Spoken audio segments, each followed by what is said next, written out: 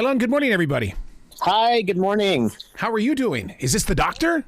Yes, it is. Man, I'm blessed to just have a great conversation with you without a producer being around. What's going on, guy? How do you have the time to talk to me today? Listen, I made time for you here, and I'm so grateful that you have time for me. Oh, my God. You know what? We all need to hear the stories that you went through, because I'm a daily writer, and there were many countless times that I wrote about doctors and what you guys were going through, but it was an assumption until I got this book. And my God, for you to bare your soul like you have, it shows how much dedication and loyalty and determination was required during this moment of change.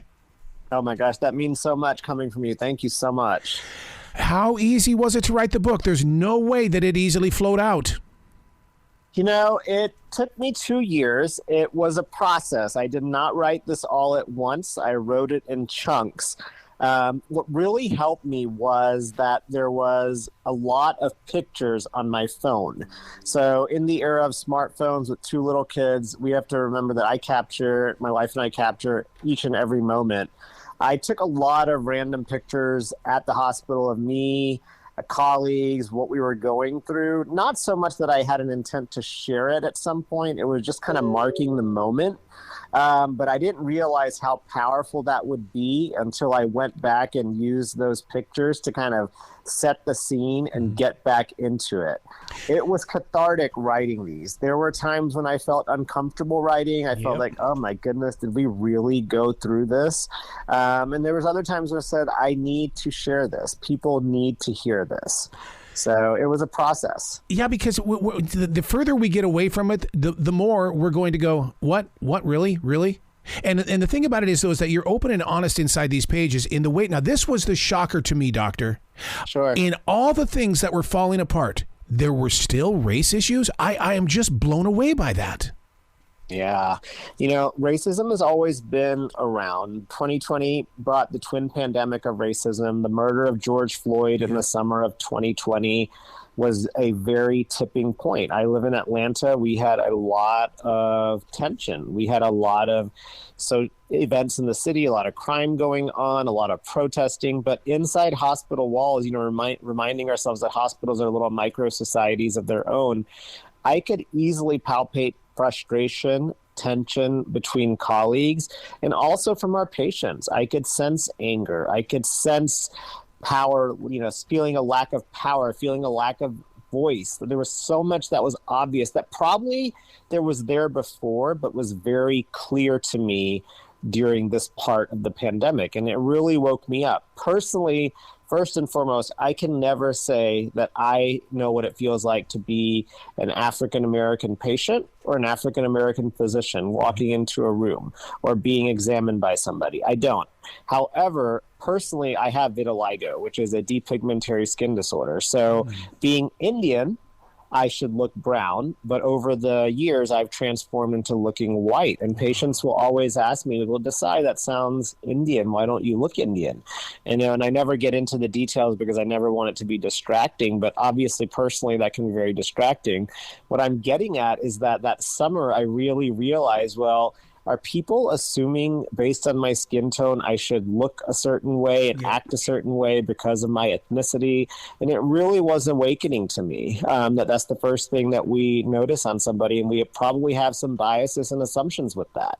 Wow. And how you deal with that on a daily basis, because in reality, you may know a patient's name, but you don't know who the patient is that's right there in front of you. You don't know what their thinking pattern is, and you don't know what their reaction skills are.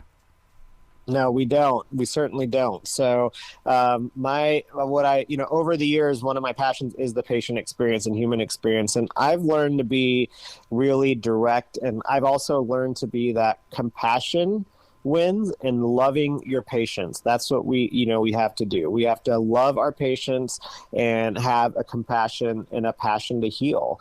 And remembering that at the end of the day, I am here for the patient, and the best joy I'm going to get is if I can give my best of caring and navigating for them in that era when there's so many competing priorities for us. That's going to be my best option. Do you think that the racism in the medical world starts at the front door? And here, I'm going to explain that to you, okay? When I was, because of insurance, you're forced to switch doctors. I went to a new company, and I said, I really want to be with this doctor. And they go, but he's African American. I said, I don't care. I studied him. I want him to be my primary physician. But why did they have to put it out there? I mean, I love this man.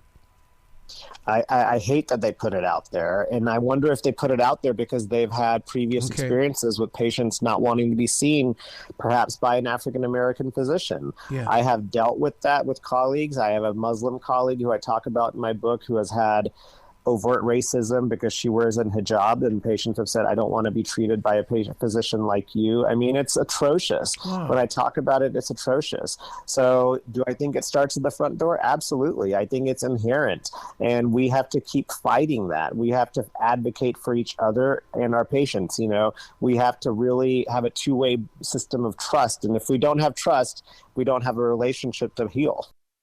I wish I could have been a fly on the wall when your son was brought into the world during the lockdown, because I would love to have heard those conversations, because those seeds are going to be with your son forever. They're going to come up at a time in his life where he's going to go, I don't know where that thought come from. Well, you know what? It came from your dad, and it was planted there a long time ago.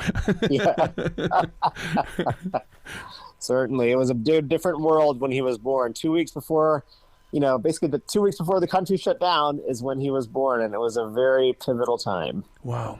Now, with a book like this, I mean, we can only imagine what it was like not to have the protective gear. The hospitals that were running around in circles. I mean, there was so much going on. People were dying. I'm going to use that word dying. I usually use transition, but we didn't know what was going on. But yet you had to be the superhero. You were Superman and Wonder Woman at the same time.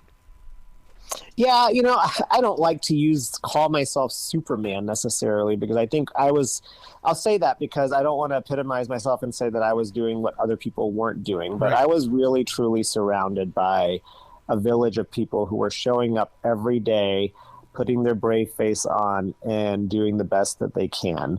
And it took a toll on us. It really did. It really took a toll on us. And, people were dying, but people were suffering. Being a witness to suffering, that is so hard. COVID resulted in so much solitude and isolation for so many, also in the hospital when patients are feeling their worst. They did not have families with them. They didn't have anybody to advocate for them.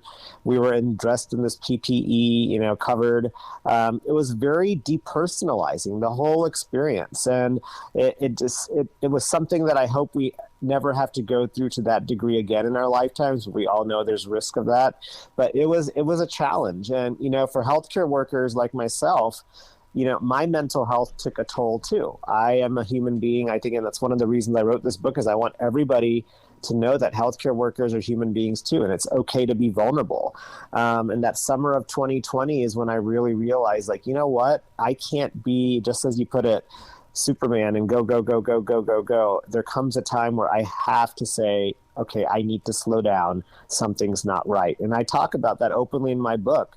One anecdote, which I get into, is really teaching my daughter how to ride her bike. She was 4 at the time, off training wheels. I felt no joy doing that. And I knew something was wrong at that point. Yeah. I got to be honest with you, Doctor, that because you guys were so dedicated and loyal to the community, I was locked in a house, and I kept telling my wife, I've got to do something because all my movie promotions are over. I can't go out and do the DJ service. I said, I've got to be with people, because if they're going to be with people, and she goes, well, you're not going to be a doctor. And I said, I know I'm not going to be a doctor. So I took on a job at a grocery store. And so, and the thing is, though, I got to see you guys because the hospital just right down the road, and especially when it came to coming in for dry ice. We need dry ice for the medication. It was just to experience it. And every time I said thank you to you guys, it was more like, thank you, but I got to get to my job. And because you could read the body language but I always wanted to be there for you guys. Well, we appreciate that. I think in general, there was a lot of people like yourself, and that's really admirable what you did. And I appreciate that, certainly. That healthcare heroes lingo really did help us in that first few months of the pandemic. Yeah. And I talk how that transition out of that, once the vaccine was there and COVID started, we kind of have decreasing cases and society started returning to normal. the hospitals didn't return to normal, right? And we're still recovering from that. And that mentality of healthcare workers being heroes. And I'm not saying we should just always be heroes and at the pedestal and the best of the best. That's not what I'm suggesting. But for all of us, for the sake of when we need healthcare and a stable healthcare system, we really need to focus on our healthcare workers in the workforce. You're absolutely right. In this day and age where it's kind of evolved and changed, I know that your world inside that hospital has changed because I was just recently had some procedures done at the hospital. And the thing is, the first thing I did was I looked over that room like you would not believe when I was rolled in there. So at the grocery store, the sneeze guards are down. We're not wearing masks. My heart is just in question because COVID hasn't gone away. Are you feeling the same thing? I mean, you get to touch these people. And I mean, are you in fear now? I feel that. Do I mask everywhere I go? No, I don't anymore. But I am vaccinated. Yeah, I have done all of those mitigation measures. If the minute I feel like I'm getting sick, last week I had the flu, the full-on flu. I did mask once I started recovering and going out. So I now know when to turn it on, and I know what to do to prevent disease. But within the hospital walls, yes. Is it when I'm still seeing a COVID patient? Completely rattles me. It still completely rattles me because I know the degree of suffering and the degree of complications that can happen. Our worlds in the hospital have changed. We're not universally masking anymore. And I think that's okay with the community rates and where we're at right now. With that being said, we should never mask shame somebody who is asking us to put on a mask or asking us to be around and saying, let's do this, because you never know what their health is and why they're asking for that. So we always have to be respectful of that.